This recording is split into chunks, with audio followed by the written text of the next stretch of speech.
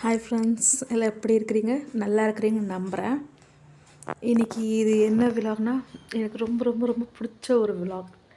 ஏன் அப்படின்னு நான் சொல்கிறேன்னா, எல்லாருக்குமே அவங்கவுங்க ஊரில் அம்மா வீட்டுக்கிட்ட இருக்கிற கோவில் அதிகமாக போயிருப்பீங்க.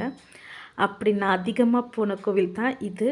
இது கிட்டத்தட்ட 58 வருஷத்துக்கு அப்புறம் நடக்கிற மகா கும்பாபிஷேகம். அப்படின்னா கோவில் வந்து ஃபஸ்ட்டு ரொம்ப சின்னதாக இருந்துச்சு, பழைய கோவிலாக இருந்துச்சு. அதை இடிச்சுட்டு இப்போ பெருசாக கட்டிட்டு, அதுக்கப்புறம் இதில் வந்து புதுசாக ஒரு அம்மனை இறக்குனாங்க. அப்படின்னா எங்கள் அம்மா, அந்த அம்மா பேர் வந்து வடிவாம்பிகை.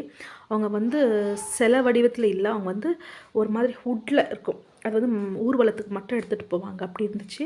ஸோ எடுத்துகிட்டு போகும்போது இந்த இடம் காலியாக இருக்குதுன்னு சொல்லிட்டு இப்போது சிலையை இவ்வளோ வருஷத்துக்கு அப்புறம் சிலையை பிரதிஷ்டை பண்ணாங்க. அது ரொம்பவே சந்தோஷம்.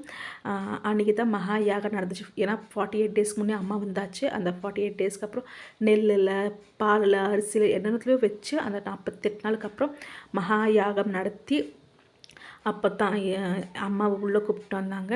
அது மட்டும் இல்லாமல்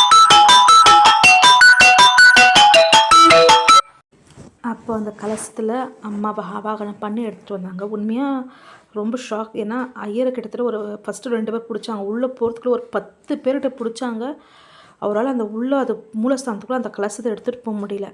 அப்புறம் தான் சொன்னாங்களே, அந்த கலசத்தில் தான் அம்மன் வருவாங்க, அந்த கலசம் வந்து உள்ளே போகிறதுக்கு இப்போ இருக்கிற பழைய அம்மா விட மாட்டாங்கன்னு சொல்லிட்டு அப்புறம் எப்படியோ நல்லபடியாக எடுத்துகிட்டு போயிட்டு உள்ளே வச்சுட்டாங்க. ஏன் நான் அவ்வளோ இந்த ஒரு விலாக் அவ்வளோ குஷினா, நான் வந்து ரொம்ப வருஷம், நான் சின்ன வயசில் கல்யாணம் ஆகிறதுக்கு முன்ன வரைக்குமே ஒவ்வொரு மார்கழி மாதத்துலும் போய் அந்த 30 நாளும் நான் பாசனம் படித்த ஒரு கோவில், அந்த கோவில் மட்டும்தான். அந்த கோவில் நான் போய் அந்த அம்மனுக்கு புடவை கட்டியிருக்கிறேன், அலங்காரம் பண்ணியிருக்கிறேன், அபிஷேகம் பண்ணியிருக்கிறேன், எல்லாமே பண்ணியிருக்கிறேன். ஆனால் இப்போ கோவிலில் புது ரூல்ஸ் வந்திருக்குது.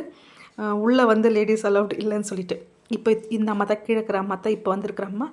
மேலே கருத்தா வந்து ஃபஸ்ட்டுலேருந்து இருக்கிற அம்மா. ரொம்பவே சந்தோஷம் எனக்கு. இப்போ அலோவ் பண்ண மாட்டேங்கிறாங்க, அது தான் ரொம்ப கஷ்டமாயிடுச்சு. இப்போ மார்கழி கூட நான் போயிட்டு 3ஆவது நாள் வந்து போய் பூஜை பண்ணியிருந்தேன். அங்கே சொல்லிட்டாங்களா ஐயர் அவங்க, லேடிஸ் வந்து நாட் அலவுட், உள்ள அலவுடு இல்லை, ஜென்ஸ் தான் இதை வந்து பூஜை பண்ணிட்டு மெயின்டைன் பண்ணல, மூலஸ்தானத்து வரைக்கும் அவங்க தான் அலோவ் பண்ண சொன்னாங்க. அன்றைக்கி நானும் என்னுடைய அம்மாவும் பூஜை பண்ணோம். அம்மா வந்து பலாவ் பண்ணியிருந்தாங்க, நான் கேசரி பண்ணியிருந்தேன். உண்மையாகவே ரொம்ப சந்தோஷம்.